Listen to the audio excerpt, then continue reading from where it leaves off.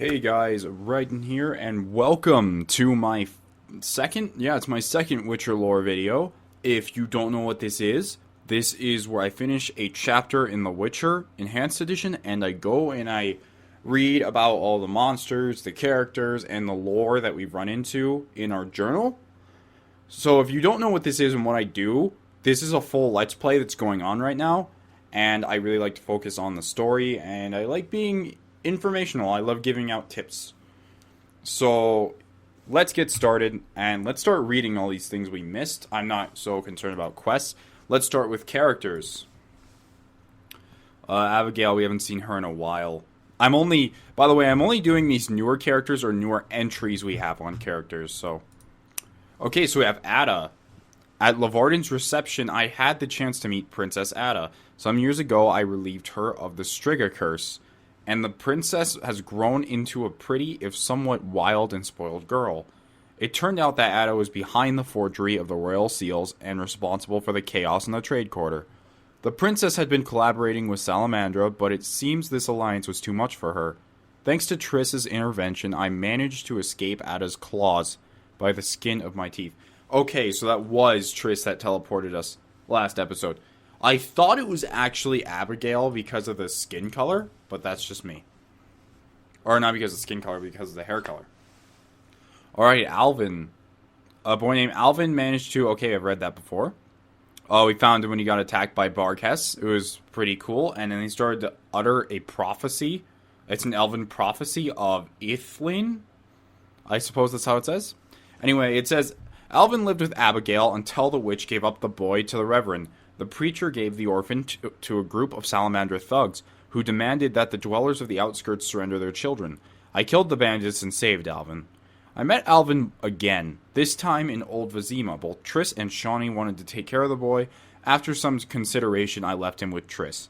Obviously, Triss is the better option, because while Shawnee is a doctor, it's Salamandra. If they come to cut his head off, Shawnee's just going to be there with a knife, like, oh no, get away. Alright, now this pain in the butt. Azar Javed. One of the leaders of the forces that attacked Kaer Morhen was a mage so powerful that even Triss Marigold could not oppose him. The organization that he leads uses the symbol of a salamander. The mysterious mage using the salamander symbol is a skilled alchemist who is researching mutation. The mysterious mage Azar Javed, an exotic name suggesting that he comes from a distant place. The mage is in hiding, yet his influence extends over the whole of Vizima and possibly beyond. My adversary is a renegade mage. This means that for some reason he was expelled from the wizard's circle. In the past, renegade mages performed the Witcher's mutations. I did not know that. Now I think the Witchers can actually do it themselves because they know a bit of magic. Women are another weakness of this wizard, and his lust is equal to his appetite for magical power. Even powerful men have their weaknesses. Azar Javed likes to bask in luxury. During the fight with the professor, the mage came to his companion's rescue. This time he was unable to stop me, and I forced him to flee. Alright, so as far as I know, this guy does not appear in any of the Witcher books. It's a Witcher game exclusive character. So you're not going to hear about him anywhere else. And I have no idea where he comes from. I have no clue. Alright, Blue Eyes. The blue-eyed beauty from the House of the Night was an interesting scar on her neck. Looks just like a vampire bite. Okay, yeah, so we already went through this. This is a giant quest line we did, if you remember, where this girl's brother was like, hey, we should go and save my sister. I think she's being trapped, or I think she's being controlled by these vampires. Go rescue her. So I went over there, and it really didn't seem like she's being controlled. So then I decided to side with the vampires, and then her brother showed up, and it started a giant feud with the vampires and her brother, and I chose to side with the vampires because her brother and, well, not her brother, but Blue-Eyed Girl was suggesting that her brother was doing some pretty horrific things to her, so I decided to do that. Yup. Okay, so next is Carmen. I met Carmen, a prostitute from Vizima's slums. All the local strumpets value her opinion, and it could be said that Carmen is their representative. I freed Carmen from the lycanthropy I freed Vincent from the lycanthropy curse and managed to convince him that Carmen is worthy of his love. I hope things work out for them. So yeah, that was the giant quest line where, if you remember, we tried to free her boyfriend, which is a guard, Vincent, of his lycanthropy curse. We tried to make her weave a shirt out of parcel. We tried to get Kalkstein to make a potion that required a virgin's tear. And none of that works, so they're like, maybe it can be freed by true love. So I had to talk to both of them. It's like, hey, tell you guys you love each other. And then it worked. Kind of weird. Courtesans. It's amazing who you run into when you venture deep into the temple quarters' stench-filled alleys. Okay. Nothing new here. Let's see what... Oh, Geralt has his own entry that I never read. A book entitled The Rivian Pogrom claims that Geralt, known as the White Wolf, died during a massacre of non-humans. The pogrom took place in the city of Rivia just after the war with Nilfgaard. Geralt was killed by an angry mob when he tried to defend the oppressed. The sorceress Triss Merigold and the dwarf Zoltan Chevet witnessed his death. The Witcher's body was never found. Well, obviously it was never found, because he's right here. Oh, Kalkstein. The absent-minded alchemist seems nice, but it's obvious that his scientific theories are of greater concern to him. Okay. He calls himself a scientist. Kalkstein is an alchemist, so he definitely dabbles in magic. For the first time since I arrived at Kaer Morhen, I saw a truly happy man. The door to the tower in the swamp stood wide open, and at the thought of the alchemical streets waiting inside, Kalkstein was as delirious as a drunken dwarf. Yeah, he seemed to be pretty happy. I don't know about that pose. He looks like he's ready to start some martial arts. Alright, the professor. It turned out that the assault on Kaer Morhen was not the professor's first foul deed. The arrest warrant shows clearly that my opponent is a wanted man. The professor was released from the dungeon right in front of my eyes. He mocked the law and proved to me just how powerful Salamandra is. The professor is dead. Defeating him wasn't easy, but it was very satisfying. So, if you don't remember, he was working with Javed, and we fell into that cave. Yeah, if you watched the last episode, you'll know what happened. Prostitutes, Siegfried. Alright, I'm skipping over the parts I know I read in my last lore video, definitely. I have a feeling that Siegfried is starting to see through his own misapprehensions. He has realized that killing monsters will not eliminate all the evil of this world, and his duties towards the Order sometimes force him to choose the greater of two evils. During the bank robbery in the trade quarter, I opposed Yavin and his forces together with Siegfried. The attack reinforced the knight's conviction that the Order's dislike of non-humans is justified. I asked Siegfried for the military support during the assault on Salamandra headquarters in Vizima. The knight, who was among those invited to Lavarden's party, agreed to help me break up the organization. So, if you haven't noticed, I think Siegfried is my most trustworthy companion in this. I mean, he's not really my companion, he's just someone I met, but he's a really trustworthy person, and he's the last person I would see backstabbing me in any way. But then again, it's The Witcher, so can't really trust anyone. Okay, so Thaler. Okay. Okay. Alright. It turned out that Thaler is the chief of Temerian intelligence, and his fence guise is simply one of many assumed personalities. There was a lot of circumstantial evidence suggesting that Thaler was working for Salamandra, yet he proved to be innocent. To my surprise, Thaler the Fence was invited to Lavarden's reception, at which only the rich and influential were present. Thaler is interested in the political situation in Vizima. He's also investigating an important case involving forgeries. Alright, now for Triss, who's going to have a lot of things. Alright, right here. After Leo's funeral, the sorceress teleported to Vizima. She decided to use her extensive contacts and search for information on Salamandra. Triss promised to find me as soon as I arrive in Vizima. Triss found me in the swamp where I lay unconscious after my clash with Azar Javed. She then transported me to her house in the trade quarter and took care of me until I finally came around. Lying there awake, I overheard Triss's gossip with her friend on the magic communicator. and I now know that other sorceresses who are also interested in Salamandra. I concluded that it would be best to leave Alvin in Triss's care. She saw my choice as proof of my trust. She decided that I liked her more than Shawnee, which only improved our relationship. Well, that's true. Vampires. As a witcher, I've met many vampires. However, it is uncommon for these creatures to live amongst humans unnoticed for many years. It seems, however, that it's possible. So, yeah. These were in the brothel that the Blue Eyes Girl's quest was... sorry. My voice is just not going well today.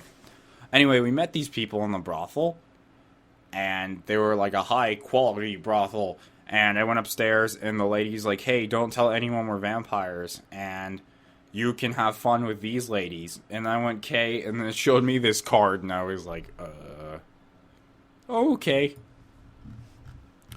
Okay, so, Vittala. Oh yeah, it's a talking ghoul. A freak of nature. Yeah, it was like a rather kind ghoul that we met in the cemetery, although it was still eating dead people.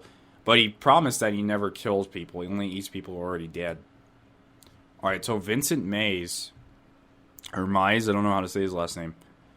It turned out that Vincent Mize had a dark secret. The captain of the city guard is a lycanthrope. As a werewolf, he roams the streets, and at night, he goes to fight crime. I decided that Vincent poses no threat to common folk and let him live, though he is in fact a monster. Yeah, I already told you about the Carmen love story. So that's all we have as far as these new entries go. Locations. Guardhouse. It's just a random guardhouse. House of the Queen of the Night. That is where we did that entire Blue Eyes Girl quest. For people who can't complain about the lightness of their purses, Vizima's Trade Quarter offers entertainment of the highest quality. The most beautiful women await their clients at the House of the Queen of the Night. They offer refined pleasures and a chance to forget about the dreariness of daily life. There's a lakeside, which we just showed up at. And there's actually an entry on it. This is where we are right now. In the evenings, a light breeze from the lake ripples the waters of small inlets. The fisher's king gathers his nets, and the few villagers come to watch the mirage of the underwater city. Seen above the lake's surface thanks to the unusually clear waters, the light of the moon, and a little optical magic. There is also a cave in the area, a refuge for elven fugitives who live in peace alongside the inhabitants of the nearby village. It's weird that we know this much about them, because I showed up here without talking to anyone. I talked to the little girl, but I shouldn't know all this stuff from talking to her. Oh, that's the inn in New Rockfort where Lavarnum was having his big party. Nilfgaard. We have a whole entry on them. The Nilfgaardian Empire is a powerful and ancient realm in the far south. Its capital is the city of Nilfgaard, located in the river Alva. The empire arose through conquest, assimilating nearby kingdoms. Only the inhabitants of the lands near the river Alba have a right to call themselves Nilfgaardians. A significant amount of elven blood runs in the veins of those people. While their language is a variant of the Elder language, the empire is aggressive and willingly invades neighboring lands. Its war with the northern kingdoms ended 5 years ago, yet in spite of a peace treaty, Nilfgaard has failed to give up claims on the northern territories. So I'm not exactly a huge Nilfgaard fan either, just because they seem to be rather really territorial. It even reminds me of when I used to play Civilization with a few of my friends. I always had that one friend who I just get slightly too large. He'd be like, "You're getting on my land," and he would like take over three whole areas, and I'd just be sitting there like, "Okay, guys, help this before it gets out of control." And they're like, "I don't want anything to do with this." That's basically what Nilfgaard reminds me of. Alright, so now we have Redania. One of the northern kingdoms, Redania is a wealthy realm which profits from trade and agriculture. For ages, it has fought a customs war with Temeria, which is its main competitor in the north. The country possesses the best intelligence service in the world. The government of Redania is heavily influenced by sorceresses. I actually don't know too much about Redania, so I'm going to leave it at that. The sewers, these were the sewers below Vizima. And we found a Salamandra hideout in here. We found a forbidden cult of the Lionhead Spider hideout in here. And there were just so many. And then Salamandra had another hideout in the sewers. The outskirts, which are the outside of the city, like any large city, Vizima also has its outskirts. Near the city walls stand the houses of the townspeople who could not afford to live in the city or could not stand the stench of its gutters. A little further out among fields and meadows, peasants have their thatched roof homes. Unfortunately, the hard times have left their mark on the outskirts. Many houses are vacant, their owners killed in the war, slain by monsters, or taken by plague, which ravages the area. Yeah, I noticed that. A lot of the houses I was going into on the outskirts, no one was in. At least half of them were empty. The Vivaldi Bank, which is owned by Vivaldi the Dwarf, of course, is located in a sturdy building with thick stone walls. Guards armed to the teeth watch the armored safes. While wealthy clients can count on discreet professional service, the bank is renowned, and so its reputation did not suffer when rumors began circulating of a hostile takeover. Apparently, the bank's owner was having financial problems, and an anonymous investor took advantage. We actually solved that. I'll get to that later, though. Triss's home. Triss lives in a corner building on the small square where the statue plinth stands. I've never seen that word before. Bereft of its monument. The statue itself, which bore like thickness of an elven philosopher, was recently melted down to make a new bell for the cloister of the Order of the Flaming Rose. Oh. The sorceress has decorated her home very luxuriously and, if not extravagantly. There are many expensive devices here, as well as magical components and equipment. And last is Zirconia. I don't know much about Zirconia either. Zirconia is a mysterious land located to the far south. The northern kingdoms had very little to do with that realm. Not a lot is known about Zirconia. Its climate is hot, exotic animals roam the lands, and the inhabitants worship dragons. They worship dragons? That's pretty cool. I mean, just saying. I'm not really into any religion right now, but if there was one that worshipped dragons, I'd be down. Furthermore, Zirconia is famous for its alchemists who specialize in pyrotechnics, and for its tattooed warrior women who are skilled in the use of sabers. That's an interesting place. A place where people worship dragons, men are skilled alchemists, and women are tattooed saber wielders. Interesting. Let's take a look at some of these monsters. Some of the more interesting things. There's a Dagon. Oh my goodness. What? I don't remember seeing that. Alright, occurrence. Dagon is a mythical creature. According to legend, it rests at the bottom of a lake near the village of Murky Waters. Dagon is a deity, so he cannot be killed. Oh my goodness.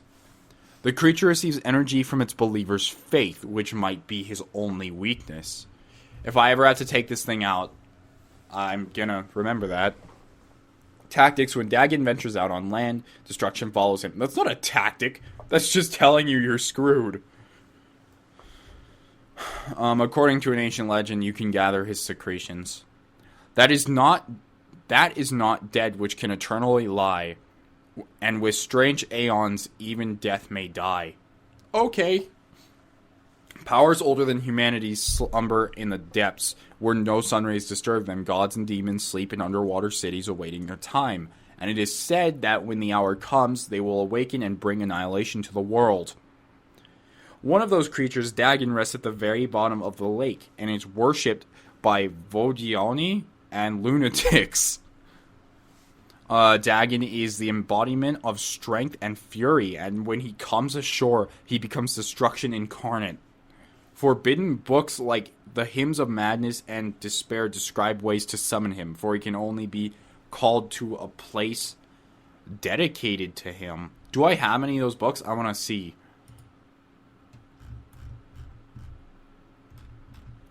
I don't think I keep entire books. I think I just keep the knowledge from the books before I sell them. Because if I go to glossary, yeah, my books don't show up in here. Alright, anyways. That's pretty terrifying to know that something that potentially could destroy entire towns is just in the water. Okay, an arch spore.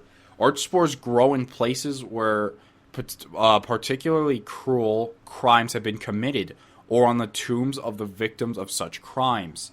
Immune to all mind effects, fear, stun, axe, see sign. They feel no pain and cannot be poisoned, blinded, knocked down, or bled to death. Arch spores are very sensitive to silver and very susceptible to incineration attempts. Tactics: arch spores shoot poison thorns. That's not really a tactic, once again. Oh, I guess it tells their tactics instead of you a tactic. Alchemy, arch spore juice, and spores. Some crimes are so terrible that they fill people with terror and offend the gods. The criminal's ill will and the cruelty of his deed conceive a curse that brings the arch spore to life. The beast attacks innocent creatures hatefully, trying to take vengeance until justice is done. Wow. Okay, so we have a scimitar, which apparently they're rare. Scimitars are rare. They are found on battlefields and cemeteries, just like other necrophages. So the scimitar is a type of necrophage. That's pretty cool. They are immune to common poisons, resistant to knockdown and stun attempts, sensitive to silver and necrophage oil. Scimitars try to knock down their victims and eat them alive. Alchemy, scimitar jaws, white vinegar, and abomination lymph. Much has been written about ghouls and graviers since they are encountered by common people in times of war or in cemeteries. Scimitars are rare, but when they appear in a necropolis, they take it over. All ghouls respect them and must bow to them. That's insane. Oh, I have never seen that, and I hope I never have to. Okay, my eyes. Okay, so the Devourer. Devourers are scavengers which live near human settlements, usually in caves and ruins. Immune to conventional poisons and resistant to knockdown attempts. Sensitive silver and necrophage oil work against them. Devourers try to knock down their victims and eat them alive, just like scimitars. They drop shadow. Okay. Devourers are often called night witches. Just look up a Sabaton song called Night Witches and you'll know I laughed. But, because they resemble old, ugly women and are famous for their witch-like viciousness. These creatures gorge themselves on human flesh, although they willingly eat carcasses. Above all, they crave flesh that is fresh and warm. Devourers hunt after dark in groups that peasants refer to as Sabbaths. They like to deceive their victims and torture them, but there is no truth to the tales of their midnight flights on broomsticks and their gingerbread houses. I hope not. The Econopts, I actually read this in an earlier episode, but it reset, so I'm good. Ifrit. I've never read on Ifrit, but I spent $800 on a book called The Last Wish just to learn to get their ingredients. Ifrits inhabit the plane of fire. Mages who have achieved mastery in controlling the element of fire are able to summon them and force them into their servitude. Immune to most effects, especially incineration, Ifrits come from another world, but they cannot be knocked down or stunned. Sensitive to silver and specter oil. Tactics: float in air and use fire. I wouldn't have guessed. An Ifrit is a minor genie of fire, or as some say, an elemental. It does not fulfill wishes, build palaces, or make anyone rich, but it serves mages who research the element of fire if they can force the creature to be obedient. Ifrits can only be captured by a mage who intimately understands the nature of flames and has devoted himself completely to learning their secret. The creatures with their connection to the element of fire will judge their summoner, and if they find him worthy, will loyally serve him in all matters. Okie dokie. Well, I think they look kind of dumb in my opinion, but that's just me. A Striga. I have not run into a Striga, but I remember, if you remember, we were just looking at the Ada description and it said we lifted her from a Striga curse. So I'm assuming she turned into that. A Striga is a woman transformed into a monster by a curse. She is filled with hatred towards all living beings, devouring them gladly. A Striga may tolerate necrophages. She needs a hideout during the day, often choosing a sarcophagus in a forgotten branch of a crypt. They are resistant to steel, sensitive to silver. A Striga may be freed from her curse by those who survive a night near her sarcophagus. A Striga is a very strong and agile creature, but not as resilient as she might seem. She attacks by surprise and tries to tear her opponents to pieces without giving them a chance to fight back near her sarcophagus. A Striga is always strong. Oh, near her sarcophagus, a Striga is always stronger. You can get their heart, I guess. Where does it come from? Spells? Magic? I have no idea, sire. The sages researched this phenomena. For us witchers, it is enough to know that strong will create... For us witchers, it is enough to know that strong will may create them. We also like to know how to fight them. And kill them? Most frequently, yes. That is what we are usually paid for. Few want the spell lifted. People usually just want to be protected. If the monster has killed people, revenge may be another motive. Okay, so that's pretty cool. I don't read formulas, just kind of... ingredients, I don't read these either. Glossary, we have a few new things here. Demetarium? Am I reading this right? Demeridium? Yeah, Demeridium. Demeridium is a rare and precious metal with an interesting feature. It represents the transfer of magical energy. Jeez. A bluish alloy of iron. Demeridium is used to produce handcuffs and necklaces. Those who wear them cannot cast spells or use magic in any way. There are known cases, however, of extraordinarily powerful sorcerers managing to overcome the shield generated by Demeridium. Huh. I feel like it was used somewhere and I've already forgotten where. Oh, the Lodge of Sorceresses. The Lodge of Sorceresses was founded after the mutiny in Feigned Island as a substitute for the Council of Sorcerers. The founders' aim was to bring the war between Nilfgaard and the Northern Kingdoms to a close while maintaining the mages' influence on the fate of the world. The organization remains active to this day. It is effectively an association of the most powerful female mages from both the northern and southern realms. The lodge has a significant political influence, although its advocates are not entirely understood by the public. So yeah, the Lodge of Sorcerers plays a big role. I wouldn't say big role, but it plays a large role in all of the Witcher games, I believe. Mages. Okay, I know I've read this first part, but this part I have not. The early days of the war with Nilfgaard saw the end of the Brotherhood of Sorcerers, an organization which grouped mages and closely controlled the practice of magic. During the Brotherhood's last assembly, a rebellion broke out on Thained Island. Some of the mages were accused of high treason, that is, working for Nilfgaard, and were either arrested or killed. The remaining sorcerers won independence and set up smaller associations. In the wake of the rebellion, mages retained their influence. Many of them remained royal advisors, sometimes even ruling countries from behind the scenes. Philippa Earhart's... Earhart? I said Earhart. Philippa Earhart strengthened her position as Eminence Greece of Ridania, whereas the elf Francesca Findabar, the queen of Dolblanthana, I'm sure if you're Polish this is so much easier, took a greater interest in the affairs of humans and became ruler of elven lands in general. Triss Merigold, one of the youngest sorceresses and a representative of King Foltest, also joined in creating the new order. Okay. What about magic in general? Magic is the art of bending power of chaos to one's will. Practitioners of the art must master a vast and complicated corpus of knowledge, and it seems women have a special predisposition for it. Sorcerers seek out talented children and teach them. The power bound in spell formula may be used for healing, teleportation, destruction, creating illusions, and altering form. The most famous spells are named after their creatures. For example, Elzur's Thunder or Marigold's Hailstorm. Really? Triss has her own spell. Huh.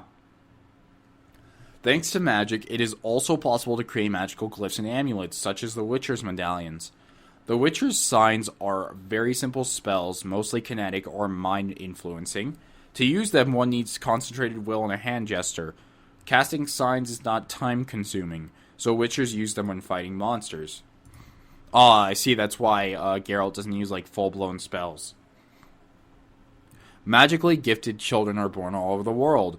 They are called Sorces. The Brotherhood of Sorcerers was charged with finding and training such children.